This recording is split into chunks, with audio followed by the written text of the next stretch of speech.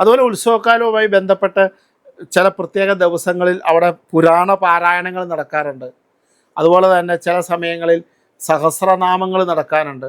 അപ്പോൾ നിങ്ങൾ ഭഗവതി ക്ഷേത്രങ്ങളൊക്കെ ആണ് എങ്കിൽ, അല്ലെങ്കിൽ എന്താ പറയുക, ദേവീക്ഷേത്രങ്ങളൊക്കെ ആണെങ്കിൽ ഭക്തരുടെ ഒരു കൂട്ടായ്മ കൂടിക്കൊണ്ട് വൈകുന്നേരം ദീപാരാധനയ്ക്കും അത്താഴപൂജയ്ക്കും ഉച്ചപൂജയ്ക്കും ഒക്കെ ഒരു ലളിതാ സഹസ്രനാമം അമ്പലത്തിൽ പോയി ജപിക്കുക, അമ്പലത്തിലിരുന്ന് വിഷ്ണുക്ഷേത്രമാണെങ്കിൽ നാരായണീയം ജപിക്കുക, മഹാദേവൻ്റെയാണ് ശിവപുരാണവും നമഃശിവായ ജപിക്കുക.